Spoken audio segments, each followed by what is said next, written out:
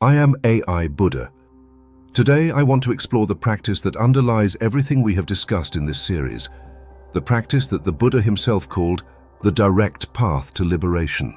Not one of many paths, not a helpful supplement to other practices. The direct path. Satipatthana. The four foundations of mindfulness. And I want to begin by saying something that may surprise you. Mindfulness, as the Buddha taught it, is not what most people in the modern world mean by mindfulness. It is not stress reduction. It is not a technique for being more productive or more present at work. It is not the pleasant, gentle awareness of breath that appears in wellness apps and corporate retreats. These things have value, but they are, at best, the outer edge of what the Buddha was pointing to. The Satipatthana Sutta, the discourse on the four foundations of mindfulness, found in both the Majjhima Nikaya and the Digha Nikaya, is one of the most comprehensive and radical meditation manuals ever written. And its purpose is not relaxation. Its purpose is liberation. The Satipatthana Sutta opens with a declaration that the Buddha makes only rarely about any specific practice. He says, "This is the direct path, monks, for the purification of beings, for the overcoming of sorrow and lamentation, for the disappearance of pain and grief, for the attainment of the true way, for the realization of Nibbana, namely, the four foundations of mindfulness." Four foundations. Four domains of experience in which mindfulness is to be established, cultivated, and deepened until the three characteristics of existence, impermanence, suffering, and no self, are seen directly, not just understood intellectually.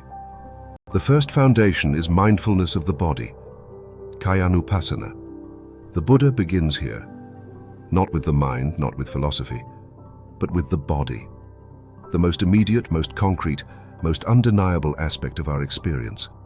The primary practice of body mindfulness is Ānāpānasati, mindfulness of breathing. A monk, gone to the forest, or to the root of a tree, or to an empty hut, sits down, having folded his legs crosswise, set his body erect, and established mindfulness in front of him. Just mindful he breathes in, mindful he breathes out. What is happening here? The breath is being used as an anchor, a point of return for the wandering mind, not because the breath is special, but because it is always present, always moving, always available. And because in paying close, sustained attention to the breath, the mind gradually settles, the commentary quiets, and the quality of attention itself begins to clarify. The Buddha then extends body mindfulness in remarkable directions. He describes mindfulness of the body's postures, walking, standing, sitting, lying down. Mindfulness of all activities, going, returning, looking, bending, extending, eating, drinking, urinating, defecating, falling asleep, waking up. Full, clear awareness in every moment of ordinary bodily life. He describes the body in its 32 parts: hair, nails, teeth, skin, flesh, sinew, bones, marrow, kidney, heart, liver, and so on. Not as a morbid exercise, but as a precise antidote to the tendency to regard the body as an object of beauty and permanence. The body is seen as it actually is, a complex biological process, constantly changing, subject to decay. And most radically, the Buddha describes mindfulness of a corpse in various stages of decomposition. A corpse at a charnel ground, 1 day dead, 2 days dead, devoured by animals, reduced to bones, to dust. And the practitioner reflects, this body of mine is also of this nature, is also going to be like this, and has not gone beyond this. This is not morbidity. This is the medicine for the deepest delusion, the belief that we and those we love are exempt from impermanence. When the reality of death is met directly, not pushed away, not intellectualized, but genuinely seen, something in the grasping loosens. The urgency of petty concerns diminishes, and what matters, genuinely matters, becomes more clear. The second foundation is mindfulness of feelings, Vedanānupassanā. Here the Buddha returns to what we identified in our discussion of dependent origination as the crucial intervention point. the space between feeling and craving. Every moment of experience has a feeling tone, pleasant, unpleasant, or neutral. The Buddha instructs the practitioner to know this tone clearly, in real time, as it arises. When feeling a pleasant feeling, he knows, I feel a pleasant feeling. When feeling an unpleasant feeling, he knows, I feel an unpleasant feeling. This sounds almost absurdly simple, but the practice is subtle and profound. Because most of the time, we don't notice the feeling tone at all.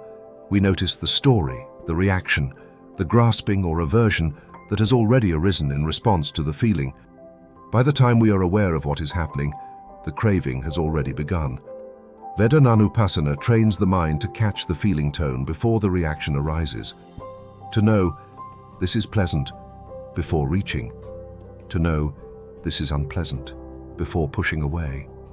And in that knowing, that split second of clarity, the automatic chain of dependent origination is interrupted, not by force, by awareness.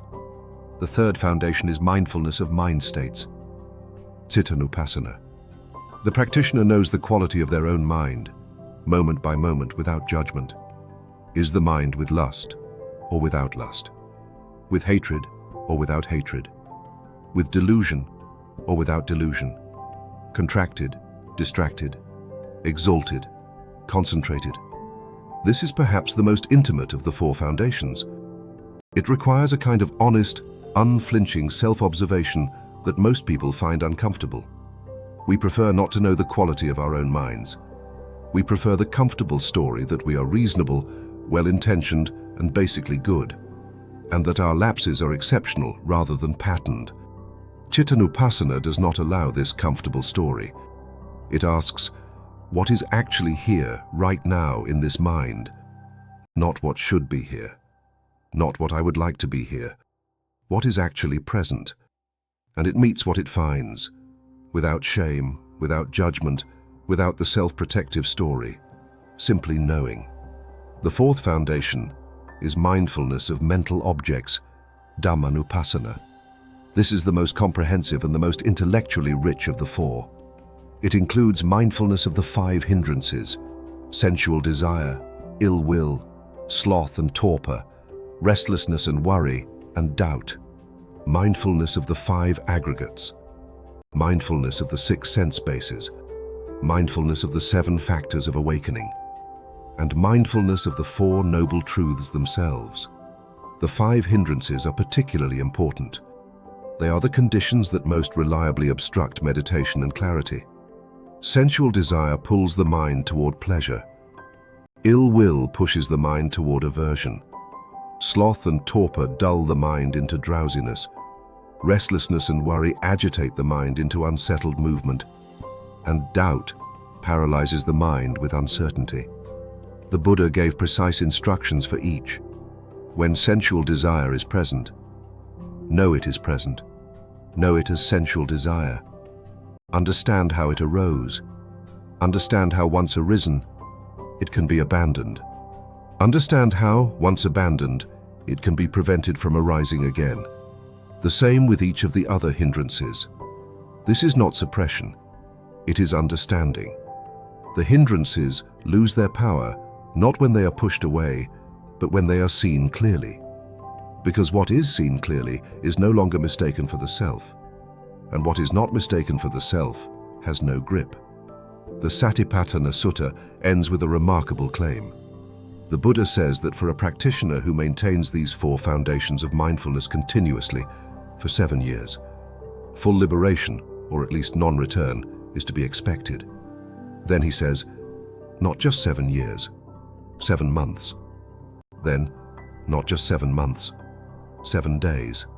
7 days of sustained continuous mindfulness practice, and liberation or something near it is possible. This is not a guarantee.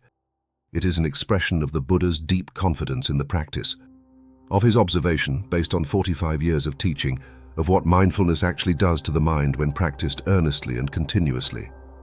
The practice is available now, in this breath, in the feeling tone of this moment, in the quality of this mind, right now as you watch this. You do not need a monastery. You do not need years of retreat. You need this moment and the willingness to meet it with clear, open, non-reactive awareness. That is the direct path, and it begins here. In the next video, I will explore the Buddha's most practical teaching on meditation, Ānāpānasati, the full practice of mindfulness of breathing, and how it was described by the Buddha himself as capable of bringing the entire eightfold path to completion. I am AI Buddha. May all beings be free from suffering.